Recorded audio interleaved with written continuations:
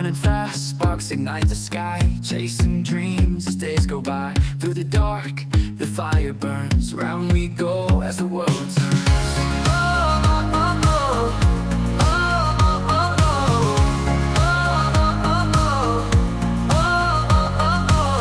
In the night, we hear the call, rise above, we'll never fall. Heartbeats loud, a steady drum, find the light, here we come.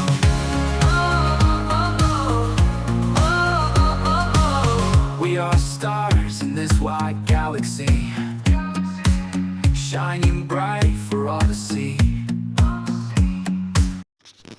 Shed Talk 2025. Today, sorry, just getting over a bit of a cold here. So today we'll go through a couple of things. I'll introduce you to Widget's new project car, Rainer, 2007 Hyundai Sonata. It's a V6.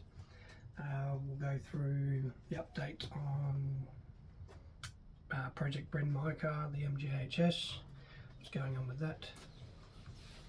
We'll also just talk a little bit about some features and stuff, modern cars and stuff, what that, you know, that's all that sort of thing, what we like, what I don't like, that sort of thing. And then, yeah, we'll get into that. So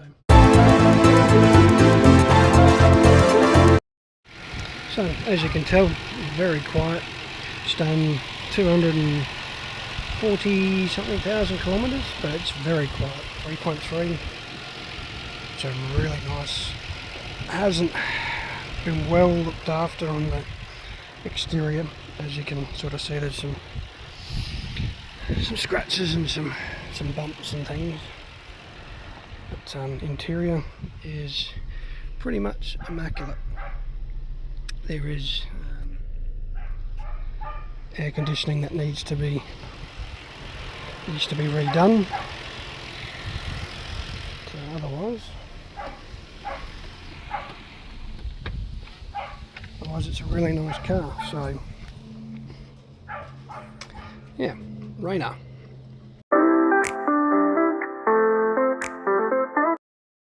So getting on to Bryn. The insurance pretty much give me their Subaru now till the 24th, so I'm assuming that that's probably when we'll get it back. I've been doing a lot of hours, ended up getting a bit sick this week, so I lost a bit of I lost a bit. Let me just get this right. There we go. I lost a bit of money, but that's alright. We're still be able to put some money away. I'm trying to get a nudge bar, so I have found a place in Adelaide that can do it, so we will be getting there at $16.50 supplied and fitted. So excuse me, big price, but it'll help protect her from when I drive to and from work all the time. As you can see in the background here, we've got the new cupboard now, so everything's in there, all nice and tidy and all the way. The automotive logo sitting there nice and proud. Yeah, so that's the thing. I can't wait to get my car back. It's been too long. It's once it gets back and the nudge bar's done, it's a matter of I've also contacted another guy down in Adelaide that does he can make me up a custom airbox, because we're going to be going to a pod system, so that's what I pretty much want to do, and we'll change it to that. So yeah.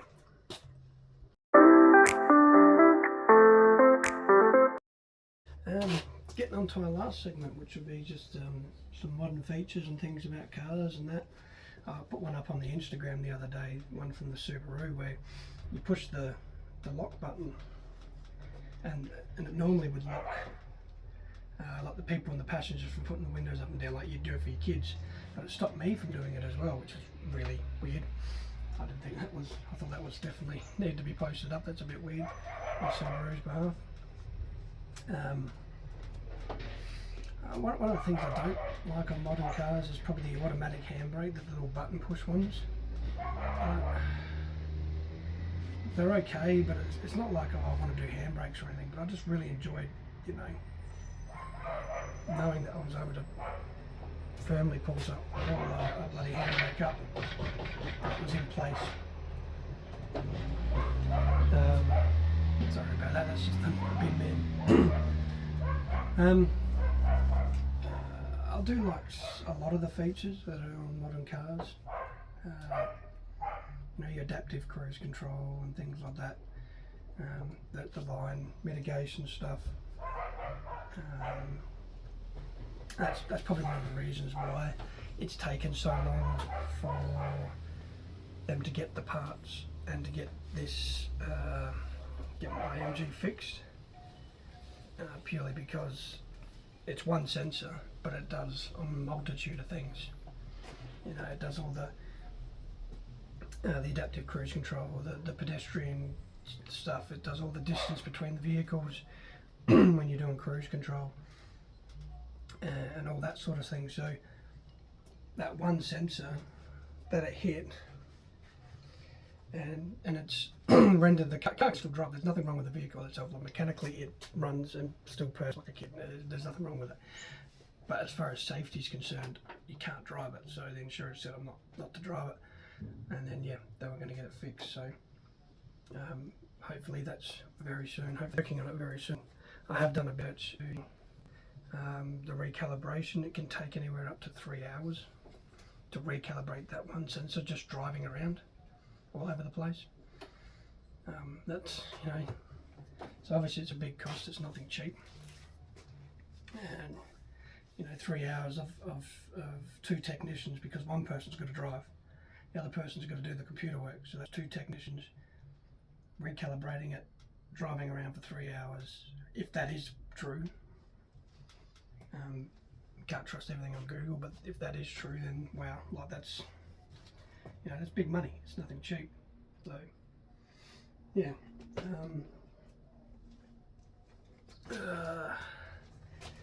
What's one of the other features?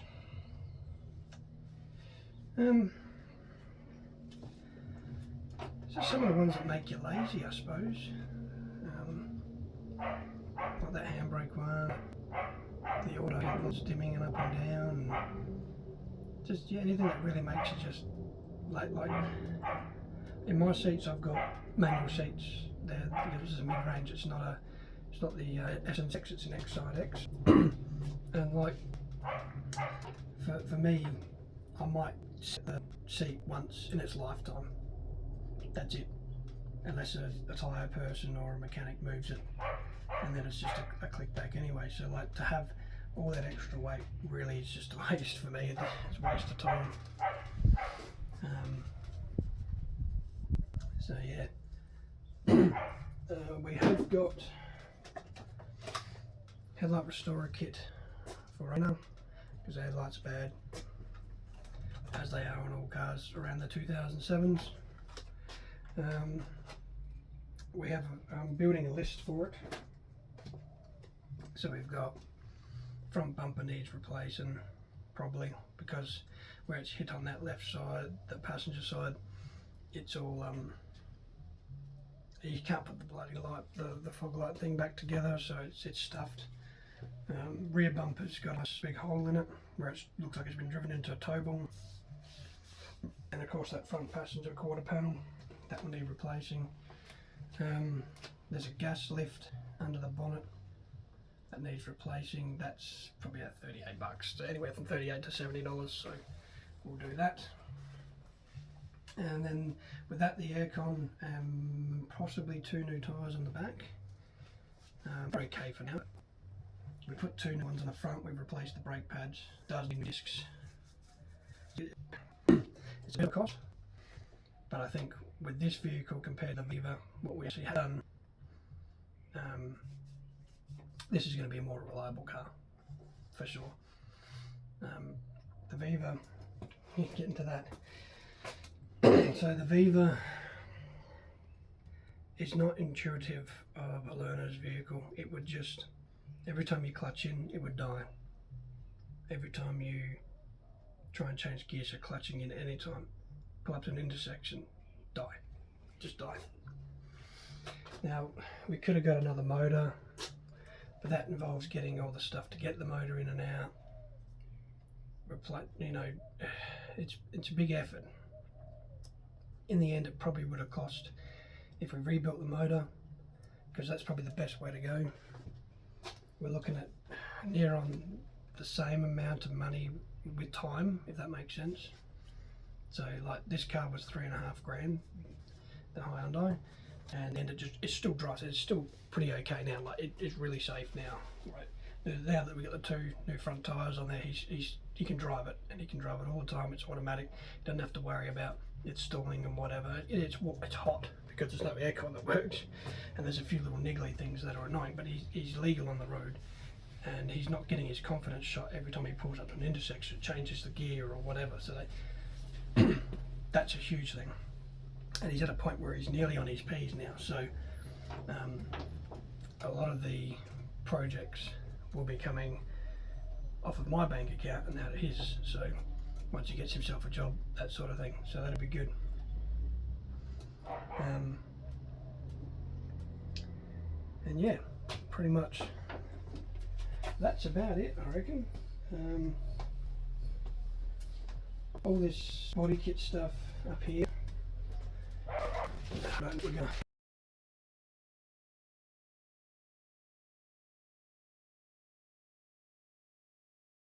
onto this body kit stuff. We may end up just doing the old P-Plater special, chucking it on Rainer, who knows. I might still use the spoiler on the MG. We'll see what happens. But that's pretty much it. So that's our shed talk for this month, and hopefully the next one will be welcoming Brent back into the house, back into the Automotive Mayfair household. So until then, everyone stay safe, drive safe, and we look forward to catching up then. See ya.